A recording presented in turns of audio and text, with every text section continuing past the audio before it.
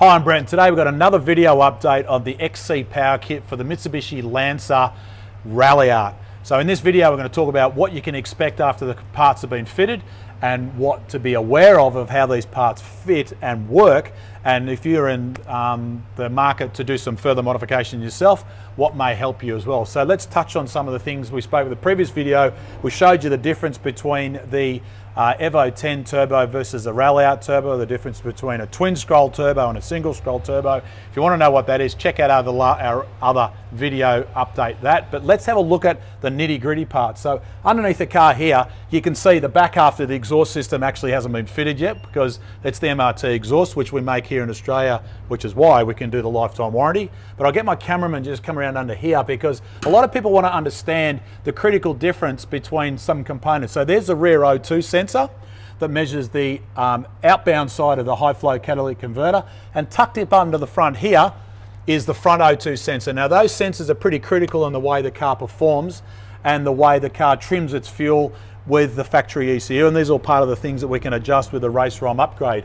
And you'll notice the quality of the fit is important when these parts are fitted because we're replacing the original factory exhaust with a larger high flow exhaust to take advantage of the bigger turbo with the alloy 4B11 engine, because this is the engine which is similar to the Evo 10, but of course, as we said in our previous video, it's got the smaller turbo. And tucked right up inside there behind the tail shaft is the downpipe off the back of the new twin scroll turbo, which is part of the Evo 10 update. So let me come around here. I'm going to let my camera man come around the back of me as I let the hoist down.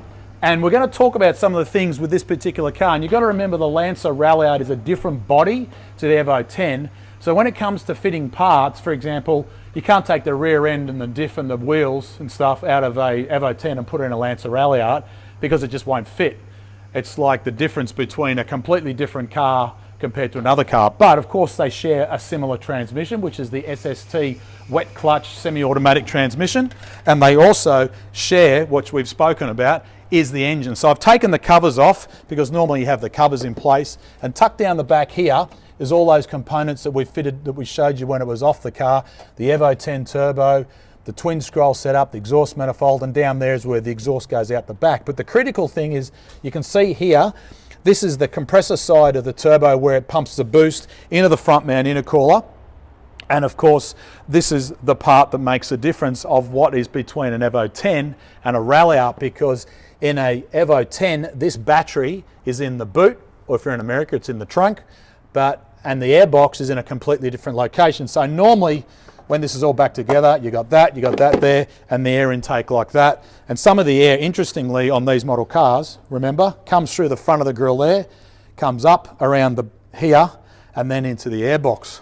So one of the things that is the challenging part, which is very difficult to see, is right down inside there is the air intake to the turbo. And that's right down inside there because this comes off the back of the Ralliart airbox and the Ralliart air intake.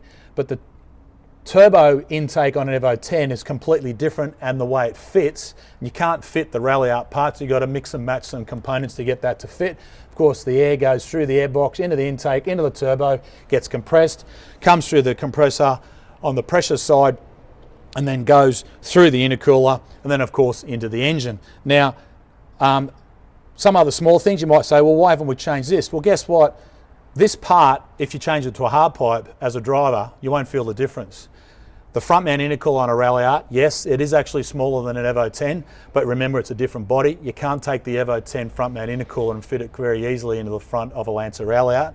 And really the increase in performance you're getting with this kit is so dramatic, the small gain that you would get with a bigger front mount, frankly, is just not worth the cost and the amount of effort to do it. So when this is done, I'll tell you what to do. Download the technical document off our website and have a look at some of the dyno graphs. Absolutely transforms the car. But one thing you've got to remember is the transmission. You must get the transmission programmed to suit the new increase in performance, which is the teach-in that has to be done using the Mitsubishi Genuine Service Tool, which puts the transmission into a programming mode where it puts the all the sensors of the transmission. It brings the car on boost, it measures the idle speed, all this amazing stuff electronically in the factory controller for the transmission, so it then knows what torque and what power this engine is going to generate when you start driving the car. So effectively, if you don't do the teach-in on the SST transmission and you do this upgrade, the car will do very, very good, but the transmission thinks it's still a standard engine with a standard performance, and the transmission will slip more because the wet clutches in this transmission never achieve 100% lockup, and when you do put more torque into them, they slip more than what they're supposed to because the transmission doesn't know that. So that's about it for this update. I'll probably, if I get a chance, we'll do some info when the car goes on the dyno, but check out the download option on the technical info on the XA, XB and XC power kits for this particular car. I'm looking forward to delivering this back to the client later on next week, and for no matter where you are in the world, I hope this video has helped you. But for now, I'm Brett Middleton. Thanks for watching.